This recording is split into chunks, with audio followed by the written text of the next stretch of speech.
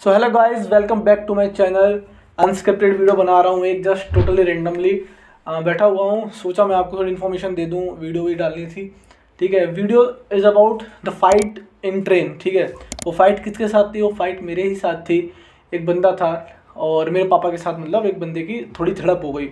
वो फाइट में कन्वर्ट होने वाली थी। That's why I don't like some stupid people in India. How कि क्या हुआ कि मेरे पापा और मैं we are on the reserve seat. ठीक है, हमने रिजर्वेशन कराया था।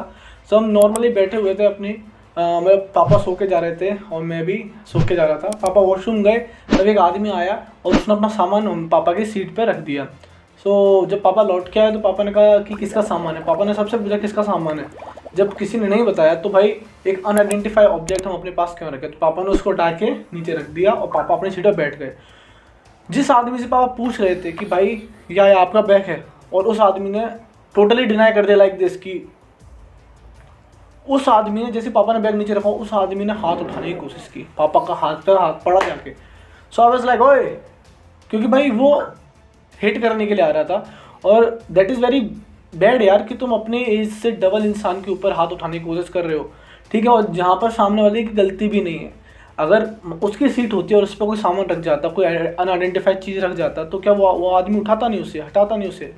तो वही तो मेरे पापा ने किया। और हर आदमी यही करता भाई कि किसी की सीट पे कोई सामान डला हुआ है और भाई कौन डाल गया इसको, एकदम से कुछ भी हो सकता है उसमें। तो पापा ने हटा दी, बात खत्म। ठीक है, वो आदमी ने गाली गलौज स्टार्ट कर दी कि मैं तुम्हारे सर उसका इलाज करूँ वरना ये कर दूंगा, वो कर दूंगा, फलान कर दूंगा, गलत गलत गालियाँ देने लगा। ठीक है, और हाँ, इस पूरी कंडीशन में ना हमारी किसी ने वहाँ पे हेल्प नहीं की। वहाँ पे काफ़ी सारे लोग बैठे हुए थे और वो सब उसी तरीके के लोग थे। ठीक है, मतलब सीट हड़पने वाले। और वो लोग बैठे हुए थे, एक दूसरे से बोल रहे थे कि भाई साहब देखो, ये तो हमारा रोज का है, हम अपने सिटी से दिल्ली ऐसे ही आते हैं। ठीक है, आप तो एक दिन के पैसेंजर हो, हमारा तो रोज का, हम तो ऐसे ही आते हैं और ऐसे ही होगा, ऐसे ही होगा। आप तो चलो किस्मत वाले हो, उसने मारा नहीं आपको, वरना बहुत बुरे पिटते। ऐसे ऐसे बोल रहे थे लोग यार।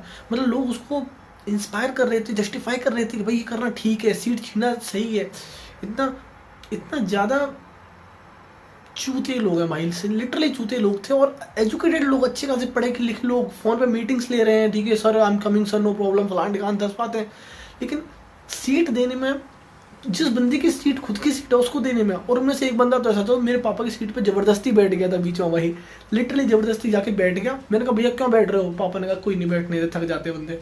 मैंने कहा ओके पापा। मेरे पापा थोड़े काइंड हार्टेड पर्सन है, लेकिन मैं ऐसे लोगों के साथ बहुत ट्रैवल किया, मुझे पता है किस तरीके के लोग होते हैं, उनको किस तरीके का ट्रीटमेंट मिलना चाहिए। ठीक है, खैर आगे स्टोरी सुनो।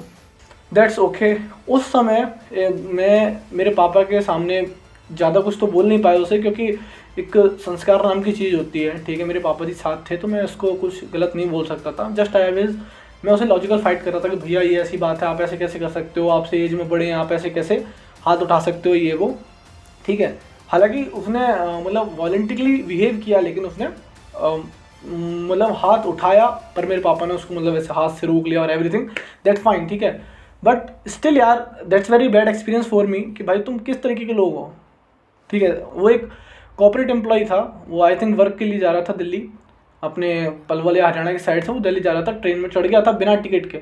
सो यार तुम अगर तुम बिना ट्रेन के जा रहे हो तो you have some consequences, you have to stand. ठीक है, दूसरों की सीट नहीं घेर सकते आप। और उसी सेम आदमी ने मेरे साइड वाले बंदे की सीट घेरने की कोशिश करी। जब उसने कहा कि भैया मैं नहीं बिठा सकता आपको, आप खड़े होकर जाओ, देन ही start fighting with them also कि भाई किसी का बाप की सीट नहीं है, वो फलान ढिकान। तब उस आदमी ने बोला कि भैया पैसे दिए हैं, ऐसे नहीं होता। So that's all. और उसके बाद क्या हुआ, वो आदमी चला गया गाली गलौज करता हुआ। फिर वो आदमी 15 मिनट बाद 5-6 लड़कों को लेके आया वापस। ठीक है, वापस आया वो 5-6 लड़कों के साथ। पर luckily that time in our coach some police are there. ठीक है, और भीड़ भी बहुत ज़्यादा थी और 2-3 ऑफिसर्स भी थे। सो दे मतलब उन्होंने कुछ फाइट वगैरह नहीं की। आफ्टर सम टाइम वो उतर गए ट्रेन से और वो चले गए।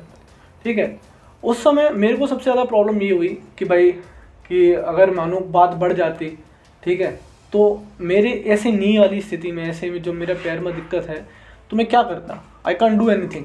ठीक है, और मेरे पापा को इस तरीके से बोल रहा वो। ठीक है, मैं सिर्फ बात से उससे सिर्फ बोल पाया, मैं लॉजिकली उससे लड़ पाया। इफ़ मेरा पैर सही होता, so I will treat him in other way, in very good way. Okay, कुछ प्रॉब्लम्स मेरी भी थी, so I have to check my surrounding, ठीक है, I have to see that मेरे को भी प्रॉब्लम है, अगर मैं फाइट करूँगा तो कुछ ज़्यादा प्रॉब्लम हो सकती है।